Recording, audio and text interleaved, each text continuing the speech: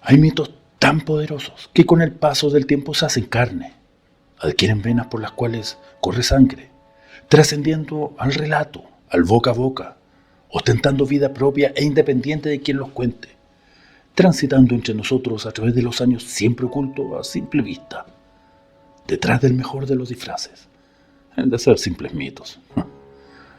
Primado negativo, dirán algunos. ¿Qué pensarías si te digo que hoy encendí esa cámara, aquí, en mi ático, para poner a prueba lo que crees respecto a un supuesto mito, el vampiro, el no muerto? Ven conmigo y quédate hasta el final de este video porque, quién sabe, quizás te vayas con una duda algo más que razonable sobre la real existencia de esta criatura.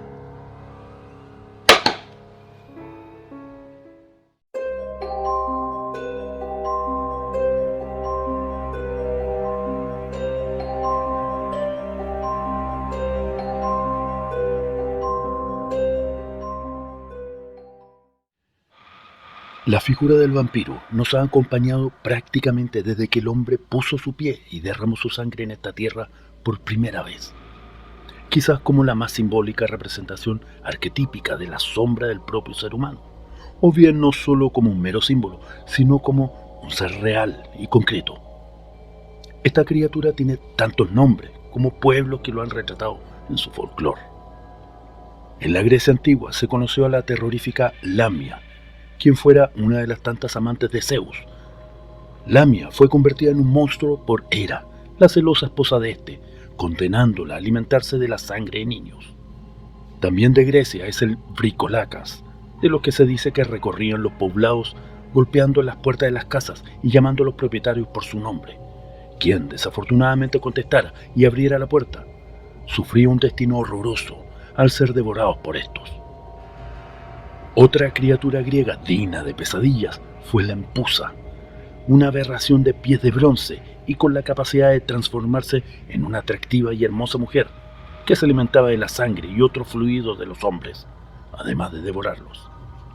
En Roma se conocieron los larvae, seres no vivos ni muertos y que se alimentaban de la sangre de los vivos. En la mitología mesopotámica y en el folclore judío se contaba con un símil de la griega Lamia, una figura femenina conocida como Lilith, la primera mujer creada por Dios para Adán y que, al negarse a someterse al hombre, terminó convirtiéndose en un símbolo feminista. Lilith específicamente detestaba asumir el rol pasivo al intimar con Adán, negándose a quedar bajo este. Enfurecida, se fue del Edén hacia orillas del Mar Rojo, lugar en donde, sin límite alguno, dio rienda suelta a sus deseos carnales junto a otros demonios, pariendo como fruto de estos encuentros a los conocidos como Lilim, sus hijos. 3 ángeles fueron a buscarla, pero tras ser rechazados por Lilith, Dios decretó que murieran 100 de sus hijos al día, lo que da cuenta de cuánto tiempo esta mujer le dedicaba al apareamiento. Este decreto divino desató la ira de Lilith, matando a todo bebé incircunciso menor a 8 días de edad. A Lilith se le atribuye el título de la primera vampira, o madre de todos los posteriores vampiros. En Rumania, mucho antes de la tan famosa figura del conde Drácula, tuvieron entre su mitología a los Strigoi, quienes eran mujeres vampiro con rostro humano y cuerpo de pájaro. Pero no solo en Europa y Medio Oriente, sino también los nativos americanos, Asia y África tuvieron entre sus tradiciones a sus respectivas versiones del arquetipo del vampiro. Y estos son solo algunos, porque la lista es larguísima, lo que demuestra que entre culturas sin conexión unas con otras, por alguna razón han sabido destinarle un lugar a esta criatura y su simbología, lo que hace que nos preguntemos hasta qué punto este ser es un símbolo y cuándo ya comienza a convertirse en un ente real que fue reportado por la tradición oral de cuánta cultura y pueblo hay en este mundo. En 1897, un novelista de ya 50 años publica por medio de la editorial Archibald Constable and Company la que sería la novela que lo inscribió en la historia literaria mundial. Hablamos del irlandés Abraham Bram Stoker y de su obra Drácula, otorgando una visión para ese momento más moderna del antiguo mito del vampiro, que, como ya hemos dicho, ha caminado junto a la humanidad desde sus orígenes. Ahora bien, existieron aspectos en la vida de Stoker que bien podrían ser calificados de oscuros y desconocidos, hasta hace poco, en que trascendieron a los medios episodios de su infancia que nos hablan de un Bram víctima de una extraña enfermedad y de una aún más extraña técnica de curación. Todo comienza hace unas décadas atrás, específicamente en 1980, en un granero al noroeste de Pensilvania, en que el manuscrito original de la novela Drácula fue descubierto. Este difería del texto que conocemos en varios aspectos, incluido un final diferente en el que el castillo de Drácula es destruido después de su muerte en una erupción volcánica. Sin embargo, en este manuscrito faltaban las primeras 102 páginas, lo que revela que el comienzo de la novela, con el viaje en tren a Rumania de Jonathan Harker, tuvo lugar originalmente hasta bien entrada esta. Y no solo eso, sino que el manuscrito contenía muchas oraciones tachadas, la mayoría de las cuales presumiblemente hacían referencia a eventos descritos en las 102 páginas faltantes. Esto plantea la razonable pregunta de qué trataban estas 102 páginas, qué pasó con ellas y dónde terminaron. El manuscrito es actualmente propiedad del cofundador de Microsoft, Paul Allen, quien lo adquirió en el contexto de una subasta, y a lo largo de las décadas se ha ido descubriendo pequeñas partes e indicios del contenido de las páginas desaparecidas. Pero por lo pronto, al ser leído por Allen, quedó desconcertado con el contenido de este, así que decidió compartirlo con un sobrino nieto de Stoker, el canadiense Drace Calder Stoker, y también escritor. En conjunto emprendieron una investigación que terminó por arrojar datos reveladores sobre Stoker y su novela Drácula. Bram pretendía lanzar su novela muy alejada del género de ficción, más bien como un hecho real, con el objetivo de alertar a la humanidad de la existencia de estos oscuros seres. Sin embargo, su editor no se lo permitió, incluso censurándole parte del borrador original de la obra, lo que explicaría las 102 páginas faltantes, argumentando para esto que no era prudente publicarlo como verídico, toda vez que, para ese entonces, Londres estaba siendo objeto de una ola de terror y paranoia por los conocidos crímenes cometidos por Jack el Destripador en el barrio de Whitechapel. A tal punto llegaron las restricciones del editor, que le dejó en claro que de no aceptar que se publicara como género ficción, la novela nunca se publicaría, a lo que claramente Stoker se vio obligado a dar un pie atrás y aceptar la condición, quizás íntimamente estimando que con el tiempo los futuros lectores lograrían ver la verdad en los hechos narrados en su obra. Sin embargo, de alguna manera Bram se salió con la suya, toda vez que, a diferencia de cómo ocurre en la actualidad, en que las editoriales se encargan de la traducción y distribución de una obra a nivel mundial, en la época de Stoker eran los propios autores quienes enviaban los manuscritos originales a editoriales extranjeras para convenir su distribución, por lo que la censura inicial solo se limitó al Reino Unido. Es así que lo que se conoce como Mag Micrana, traducido del islandés como Poderes de las Tinieblas, es la versión islandesa de Drácula, publicada en 1901 y traducida por Valdimar Asmundsson. Esta versión, a diferencia de la censurada por la editorial Archibald Constable en Londres, vendría a ser la versión pura de la obra de Stoker. En esta figuran tanto personajes como escenarios y líneas argumentales totalmente diversas de la versión anglosajona que conocemos y ha sido llevada al cine.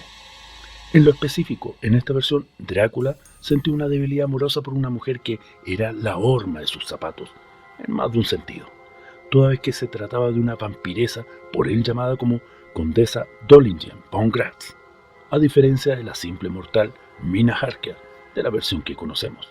Stoker estaba convencido de que la que en su obra era von Gratz, en la vida real se trataba de Ellen Kron. Y en este punto te pido que recuerdes bien este nombre, porque más adelante entenderás su relevancia. En 2014, el erudito literario Hans Cornel de Roos desenterró la versión original de Los Poderes de las Tinieblas, tal como se publicó originalmente por entregas en el periódico Falconan en 1901. Descubrió que el texto no era una traducción abreviada de Drácula, sino una historia distinta que difería de Drácula extensamente.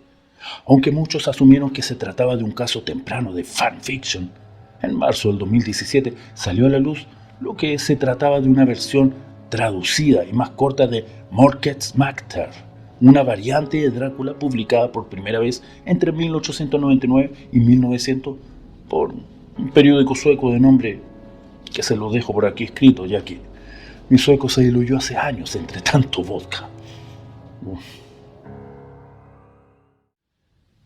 Originalmente el título de su novela era El no muerto, en el que el protagonista era un vampiro ancestral que precisamente no calificaba como vivo ni muerto, y en la que no había más relación con el conocido príncipe rumano de Valaquia, Vlad III, que el título final de su obra, el cual fue tomado de la orden Draculia, u Orden del Dragón, que era a la que pertenecía el también conocido como Vlad el Empalador, fama que se la ganó por empalar a sus enemigos en batalla, antecedente que a esta altura, imagino, ya es parte de la cultura popular.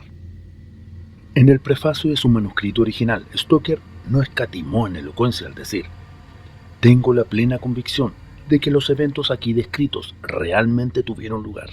Sin embargo, no cabe la más mínima duda, por increíble e incomprensible que puedan parecer a primera vista, y estoy además convencido de que siempre deben permanecer hasta cierto punto incomprensibles, por mucho que los continuos avances en psicología y en las ciencias naturales puedan, en los años venideros, dar una explicación lógica a unos hechos tan extraños que, en el momento presente, ni los científicos ni la policía secreta son capaces de entender. De nuevo afirmo que la misteriosa tragedia que yo he presenciado y que aquí se describe es absolutamente verídica en todos sus aspectos externos». En el manuscrito de Bram afirmó que cada personaje en su novela existió realmente, pero claramente bajo un seudónimo, como por ejemplo el Dr. Jack Seward, que sería el seudónimo que asignó a su hermano William Thorley Stoker, que al igual que Seward era un médico y que en realidad habría formado parte en la vida real de estos sucesos. Bram fue enfático en señalar que todas las personas que han jugado un papel voluntariamente o sin querer en esta extraordinaria historia son conocidas y respetadas. En general, tanto Jonathan Harker como su esposa y el Dr. Seward son mis amigos, y lo han sido durante muchos años. Nunca he dudado de que dijeran la verdad. Y el respetadísimo científico que aparece aquí bajo el seudónimo de Abraham Van Helsing también sería demasiado conocido en todo el mundo oculto por su verdadero nombre, el cual obviamente no he querido mencionar. Ahora bien, respecto de Van Helsing, este sería el seudónimo que le asignó a Armin van Buuren, un turcólogo y viajero húngaro, todo un hombre de ciencia, pero de mente abierta a lo paranormal, quien era a su vez el mentor de Thorley Stoker, el hermano de Bram, lo que a su vez coincide con la novela, ya que Van Helsing era el mentor del Dr. Jack Seward. En la novela Drácula, el origen, coescrita por Trace Stoker y J.D. Parker, se explica todo. Según el propio Trace, está basada en hechos reales, plasmados en los manuscritos originales de puño y letra de Bram, su antepasado. Una de las cosas que se descubrieron en estos manuscritos es que en 1890, antes de escribir la novela Drácula, Bram estuvo buscando datos en una biblioteca privada en Whitby, una ciudad costera al noroeste de Inglaterra. Ahí consultó un raro libro de William Wilkinson llamado Las cuentas de los principados de Valaquia y Moldavia. El hombre, ya a esta altura, casi obseso, tomaba notas sin parar en su diario, a la vez que buscaba insistentemente algo en diversos mapas de Londres y Rumanía, vinculación que se vería retratada posteriormente en la novela. Aquí cabe preguntarse qué buscaba en esa biblioteca y qué relación tiene con lo que se descubriría después. ¿Será que simplemente buscaba inspiración para el título definitivo de su obra? Ahora bien, la investigación que emprendió Stoker adquiere otra perspectiva cuando, de estos manuscritos, se revela que posteriormente se dirigió al puerto de Whitby, haciendo preguntas acerca del naufragio de un barco de nombre Dimitri, hacía 5 años, exactamente el 24 de octubre de 1885, frente a las costas de Whitby, siendo arrastrado por la tormenta y finalmente encallando frente al puerto. Aparentemente Stoker estaba tras la pista de un misterioso cargamento de cajas con un único contenido en ellas, tierra proveniente de Rumanía y que habría llegado en el Dimitri. Con ocasión de eso, los guardias costeros le relataron a Stoker que apenas el Dimitri atracó en el puerto, de él salió raudo un enorme perro negro en dirección al cementerio de la ciudad portuaria. En este punto cobra relevancia la similitud de datos que la novela narra al ser contrastados con hechos documentados que sí ocurrieron en la realidad, como el hecho que en la vida real fue el Dimitri, el carguero que zarpó de Narva, ciudad ubicada en Rusia, actual Estonia, en dirección a Inglaterra y con un cargamento de grandes cajas llenas de moho, mientras que en la novela el barco que viaja hacia Inglaterra se llama Demeter, el cual zarpa de Varna, la que bien podría ser un anagrama de Narva, como muchos creen, o bien referirse concretamente a una ciudad portuaria que en realidad sí existe y está ubicada en Bulgaria, a orillas del Mar Negro.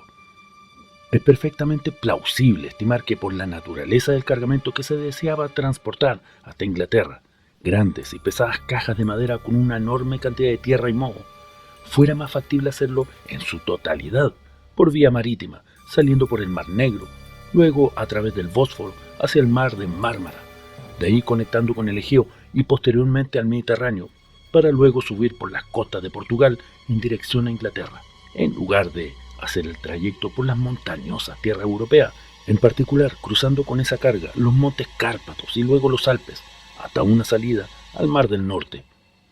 Ahora dime tú, ¿qué trayecto te parece era el más lógico para ese cargamento? Déjame tu comentario y lo debatimos.